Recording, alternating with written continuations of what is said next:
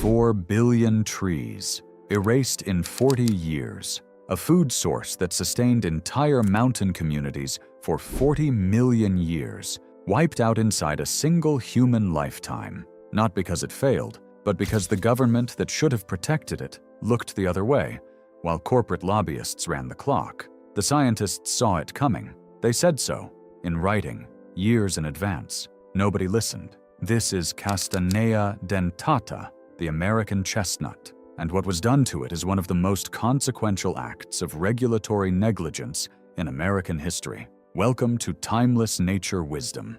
Okay, so, before we get into what happened, we need to understand what was actually lost, because most people hear chestnut and think of a Christmas song, or maybe a street vendor in Manhattan. That's not what we're talking about. The American chestnut was, by any biological measure, one of the most extraordinary food trees that has ever grown on this continent. It reached 100 feet tall, straight-grained and fast, pulling itself to full canopy in 20 years. Its wood resisted rot so completely that a fence post cut from chestnut lasted a century in the ground, without any chemical treatment at all, just sitting there, doing its thing, outlasting the farmer who planted it and his children, and sometimes his grandchildren. The tannin in its bark was considered the finest in the world for curing leather. And before the Blight, the American chestnut supplied roughly 70% of the tannin used by the entire U.S. leather industry. I did the math on what that means for a single Appalachian county, and it's staggering. We'll get to that. But the bark and the timber, as extraordinary as they were, aren't the thing that made this tree genuinely irreplaceable. The nut is. Here's what blew me away when I started researching this. Chestnuts are not nutritionally similar to other nuts. Walnuts are 65% fat. Almonds are 50% fat. The chestnut is 45% carbohydrate. Biologically, it's closer to wheat or corn than to anything else in the nut category. It carries 715 milligrams of potassium per 100 grams, nearly twice the amount in a banana, along with meaningful levels of vitamin C, folate, and copper. What that means, in practical terms, is that you can live on chestnuts the way you can live on grain, because that's essentially what they are. A grain that grows on a tree, without irrigation, without plowing, without purchasing seed from anyone. One mature American chestnut produced up to 6,000 nuts per year, and it kept producing for 600 years. Let that settle for a second. One tree, free food, every autumn, for 6 centuries. To understand what that meant to the people who actually depended on it, you have to go back to Appalachia in the 1890s, western North Carolina, eastern Tennessee, the ridge communities of Virginia and West Virginia, where soil was thin, farms were small, and the nearest market town might be a full day's walk. A mountain family in this world owned, in many cases, no land. They had very little cash. What they had was the forest, and every September they walked into it and came home with bushels of chestnuts. The nuts went onto iron skillets to roast. They got ground into flour for bread. They were boiled into porridge and fed to hogs. And this is the detail that really illustrates the economic function of this tree. The pork from chestnut-finished hogs was considered the finest in America. When the fat marbled differently than corn-fed animals, it commanded premium prices at market. So the chestnut wasn't just feeding the family. It was paying their winter taxes, filling the cellar, and generating the only significant cash income some of these households ever saw. Appalachian families called it their bank account in the trees. The name wasn't poetic. It was a literal economic description. On the best ridges, 1 in every 3 trees in the Appalachian forest was a chestnut. Across the eastern range as a whole, the number averaged 1 in 4. By the 1890s, 20 million pounds of chestnuts were being harvested annually, filling rail cars bound for New York, Philadelphia, and Baltimore. Street vendors in every major city built their livelihoods around them. And the Cherokee had used this tree for centuries before any of that commerce existed. They made bread from crushed nuts, treated heart conditions with a tea brewed from year-old leaves, and dressed wounds with infusions from young sprouts. Oral histories from Cherokee communities describe the autumn harvest as a community-wide event. Entire families moving through the forest in October, filling wagons and baskets, singing under a canopy so dense it could block the midday sun. This is the world that ended. The fungus arrived silently, which is the most important thing to understand about what happened next. In 1876, a nurseryman named S.B. Parsons imported Japanese chestnut trees to Long Island. A few years later, more arrived. By 1900, USDA plant explorer David Fairchild was importing Asian nursery stock from across the continent through channels with no inspection protocol. Plants moved freely. Nobody tested them. Nobody looked. Inside the USDA, one man was fighting to change that. Charles Marlatt, and I want to get his name right because he gets lost in this story, was head of the Bureau of Entomology's Division of Insects Affecting Plants, and he had been warning about unregulated imports since at least 1898. His 1910 report to Congress stated plainly that the nursery trade was introducing enemies of agriculture at an alarming rate. He drafted legislation that would give the federal government actual inspection authority over plant imports. He understood the mechanism of risk with unusual clarity. The greatest danger, he wrote, is often from something you do not know about. He was right in a way he couldn't have fully anticipated. Somewhere in those thousands of Japanese shipments, and we'll probably never know exactly which one, a fungus called Cryphonectria parasitica made the crossing. Asian chestnuts had co-evolved with this pathogen for millions of years. They carried it without showing symptoms. The American chestnut had never encountered it. It had, as far as science can determine, zero adaptive defense. In 1904, Hermann Merkel, chief forester at the Bronx Zoological Park, noticed orange cankers spreading across the chestnuts on his grounds. He collected samples and sent them to mycologist William Alfonso Murrell at the New York Botanical Garden. Murrell spent 2 years characterizing the pathogen. His formal description of Cryphonectria parasitica was published in 1906, and his assessment, once he understood what he was looking at, was as unambiguous as a scientific statement can be. This blight, he told his colleagues, would kill every chestnut in America. The mechanism is almost elegant in how complete it is. The fungus enters through any microscopic wound in the bark, a crack, an insect trail, anything.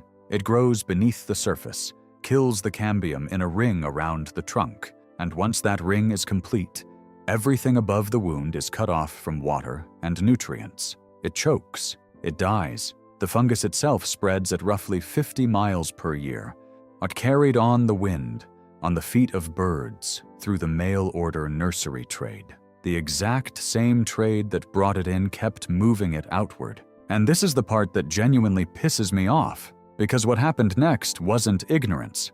It wasn't bad luck. It was a specific decision made by specific people for specific financial reasons. Marlatt had his legislation. The Plant Quarantine Act would give the USDA authority to inspect and halt dangerous imports. It was the only mechanism that could have slowed what was coming. The problem was that the American Association of Nurserymen understood that inspection meant delay, and delay meant lost revenue, and so from 1909 to 1912, they lobbied Congress aggressively to kill the bill. 3 years. That's how long corporate lobbying held off the only legal tool available. By the time the Plant Quarantine Act finally passed in August 1912, the blight had already been confirmed in Virginia, Maryland, Connecticut, New Jersey, Pennsylvania, and as far south as North Carolina, and as far north as Maine. Marlatt's Federal Horticultural Board, the first federal body with actual import inspection authority, had jurisdiction over a disaster that was already past containment. Look, I want to be precise about what I'm saying here. This wasn't a conspiracy. Nobody sat in a room and decided to destroy the American chestnut. What happened was more ordinary than that, and in some ways more depressing. An industry protected its short-term revenue stream, legislators deferred to that industry, and the biological window for intervention closed. That's the story of 100 ecological disasters. The chestnut just happened to be the one that reshaped a continent. What followed the blight's spread was a panic response that, in retrospect, made the loss permanent in ways the blight alone might not have. State governments organized cutting campaigns. The logic was defensible. Harvest the timber before the blight ruins it. Salvage what value you can. But logging crews moved through blighted zones and clear-cut millions of acres. By the way, and this is the detail that haunts me most, in doing this, they almost certainly destroyed the rare trees that carried natural genetic resistance to the fungus. Any chestnut that had survived early exposure, that had managed through some combination of genetics and luck to hold back the blight longer than its neighbors, got cut down along with everything else. The forests that might have held the biological key to natural recovery were leveled for quick timber value on government advice. By 1940, 4 billion trees were gone. A forest that had taken 40 million years to establish was functionally eradicated in 40 years. The ratio is almost too clean to be coincidental. It looks like a kind of dark symmetry. Yet the economic impact on Appalachia was immediate and absolute. The tanning industry, which had been built almost entirely on chestnut bark extract, processed at dozens of extract plants concentrated in Pennsylvania, Virginia, and Tennessee, collapsed and never recovered. The industry was forced to import quebracho wood from South America, permanently restructuring American leather production, closing factories across the mountain region. Communities that had built their economic identity around the chestnut trade were left with nothing. And this happened, let's be clear, at the exact moment the Great Depression arrived. There was no safety net and no replacement. The government, having contributed to the disaster through regulatory delay and misguided salvage advice, attempted restoration. The USDA launched a breeding program in the 1930s, declared it a failure, and shut it down in 1960. A second program ran until 1970 and then quietly closed. 30 years of combined effort abandoned. Private citizens had to take over what the government would not sustain. In 1983, the American Chestnut Foundation was established, launching what became a multi-decade backcross breeding program, crossing American chestnuts with disease-resistant Chinese varieties, then crossing the offspring back toward American genetics, generation after generation. The goal was a tree that carries 15/16 American chestnut genetics, but inherits the blight tolerance of its Chinese ancestor. No patents, no corporate license, just patient, methodical plant breeding, the way it's been done for centuries. That work continues today, and it represents, in my view, the most legitimate path forward. But then came what was sold as a shortcut. Researchers at the State University of New York College of Environmental Science and Forestry developed a transgenic tree called Darling 58, named after William Darling. They're a real estate developer who funded the project. The modification involved inserting a gene from wheat that produces an enzyme called oxalate oxidase, which neutralizes the oxalic acid that Cryphonectria parasitica uses to kill the tree. The idea was elegant. If you can neutralize the weapon, the fungus can't complete its kill. In 2020, the research team petitioned the USDA for deregulation, permission to release these modified trees into wild forests. A for-profit company had already signed a licensing deal, anticipating commercial seedling sales once approval came through. I had to reread the timeline twice when I found this, because the sequence of what happened next is genuinely extraordinary. The USDA and APHIS public comment period on the deregulation petition drew over 80,000 public comments, one of the largest volumes ever recorded for a plant deregulation petition in USDA history. The support was significant. The American Chestnut Foundation had co-sponsored the petition, lending it credibility within the restoration community. Then the field trials came back. The transgenic trees were growing shorter and slower than the research had projected. Mortality rates were higher than acceptable for a wild release. And then, in 2023, came the admission that ended the program's credibility. All research conducted since 2016 had been performed on the wrong tree. A pollen contamination error in the lab had supplied the wrong genetic material, meaning 7 years of safety and growth data had been collected on a hybrid of uncertain parentage, not the pure Castanea dentata stock the program had claimed. The American Chestnut Foundation formally withdrew its co-sponsorship of the Darling 58 petition in June 2022. before the full error was publicly disclosed. 7 years, gone.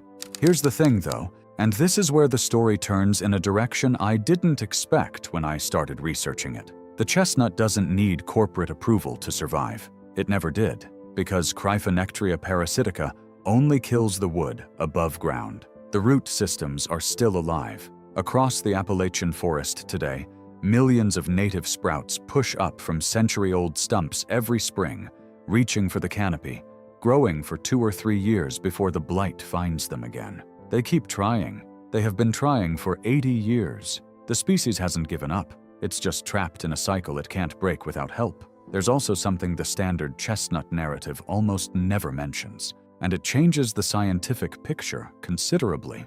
When Cryphonectria parasitica arrived in Europe, carried, most evidence suggests, through infected American chestnut timber shipped during the First World War, it began destroying Castanea sativa, the European chestnut, starting in Italy in the 1930s. By the 1950s, it had spread across southern Europe, but the European scientific response diverged from the American one in a crucial way. In the 1960s, French researcher Jean Grant at the Institut National de la Recherche Agronomique identified what are called hypovirulent strains of the fungus, weakened versions that, when introduced into an infected tree, interfere with the blight's ability to complete its kill. This biological control approach partially saved the European chestnut. It works differently than genetic modification, and it has produced measurable results in the field, though it's an active area of research for American restoration efforts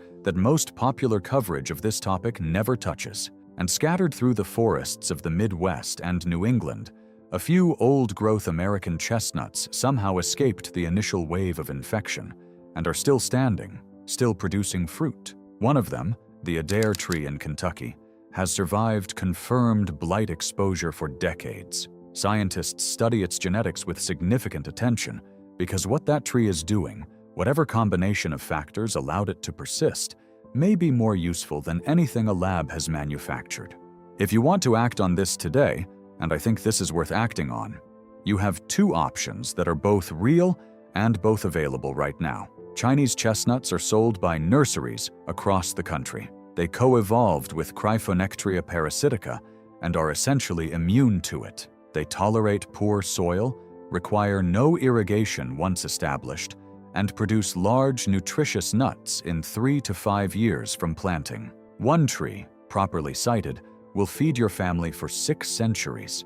That's not a figure of speech, that's the productive lifespan of the species. The American Chestnut Foundation also distributes back-cross hybrid seeds, trees that carry 15/16 American chestnut genetics, to landowners who want to participate directly in the species recovery. No modification, no patents, no corporate middleman between you and a 600-year tree. There's also the European parallel worth watching. Hypovirulence research, the biological control approach that Jean Grant pioneered and that saved portions of the European chestnut population, is actively being studied in American contexts. It may represent the path the transgenic program couldn't become. The American chestnut didn't fail.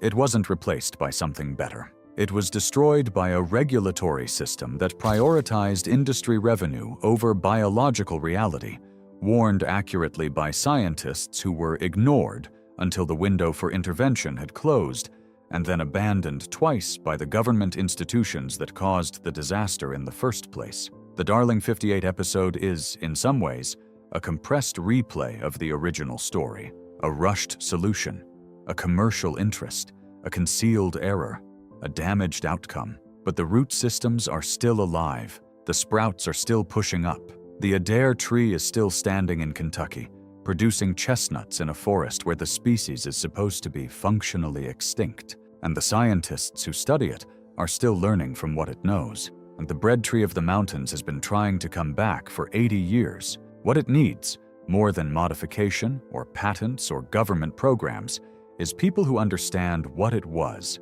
and what it still could be. If this opened something for you, subscribe to Timeless Nature Wisdom and hit the notification bell. Every like, every share, and every comment helps keep this kind of research alive. The next vault opens soon.